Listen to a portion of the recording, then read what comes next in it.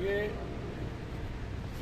विश्व परिवार कैसे बनेगा, इस पर थोड़ा सा विचार दे रहे हैं कि विश्व परिवार कैसे बनेगा।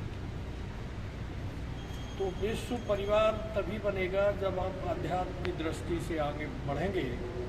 सारे लोग, पृथ्वी पर जितने लोग हैं, उनकी मान्यता, विश्वास प्रथमता एक ईश्वर का होना चाहिए। जब एक ईश्वर का विश्वास होगा तो सब में आत्मीयता बढ़ेगी और आत्मीयता से ही विश्व एक परिवार बनेगा। एक दूसरे पर छींटाकशी करने से विश्व तो बहुत बड़ी बात है, एक छोटा सा परिवार भी प्रसन्नता से नहीं रह पाता है। तो अगर विश्व को हम परिवार बनाना चाहते हैं तो पहली नसीहत सभी को ये सीखना पड़ेगी कि हम सब एक हैं, यहाँ कुछ पराया नहीं है और एक यात्रा ही है हर जीवन की, हर मनुष्य की। एक यात्री बनकर आया है, यहाँ स्थायी कुछ नहीं है। 100-80 साल में लोग विदा हो जाते हैं, ये सभी जानते हैं और ये भी सब जानते हैं कि 1 रुपया यहाँ से कोई ले नहीं जा सकता।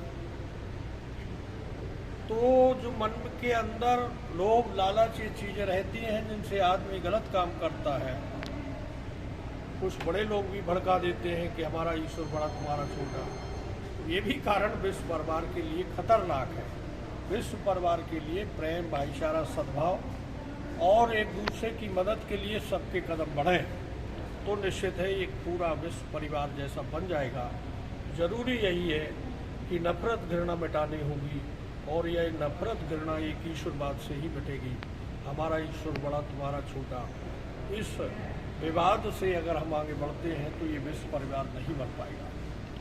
क्योंकि जरूरत तो समय समय पर रही है। अभी G20 सम्मेलन हुआ, उसमें स्लोगन लिखा गया, वसुधैव कुटुंबकम।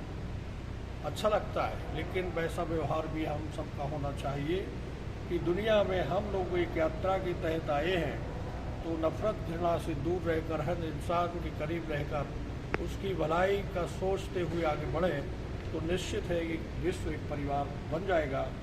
जहाँ अतिक्रमण होता है वहाँ विवाद होता है। तो मनुष्य को पहले तो अतिक्रमण ही नहीं करना चाहिए कहीं भी, किसी भी तरह से। प्रेम से जीने के लिए, निष्ठा से जीने के लिए, नैतिक मूल्यों से जीने के लिए उसे संकल्पबद्ध होना चाहिए कि हमारा अपना जीवन जो है वो इंसानियत से भरा होगा। हम कभी भी जीवन में एक भी गलत काम नहीं करेंगे। जब ऐसा संकल्प हर व्यक्ति का बनता है तो फिर प्रेम, सद्भाव और ये भाईचारा बढ़ता है। फिर ये दुनिया अपनी नज़र आती है। फ़कीरों का यही संदेश रहता है, फ़कीर कभी किसी से घृणा नहीं करता है। फ़कीर तो सारी जीव जो समुदाय है सबसे प्रेम करता है। ऐसा फ़कीरी प्रेम जब हर दिल में होगा तो ये विश्व परिवार बन जाएगा।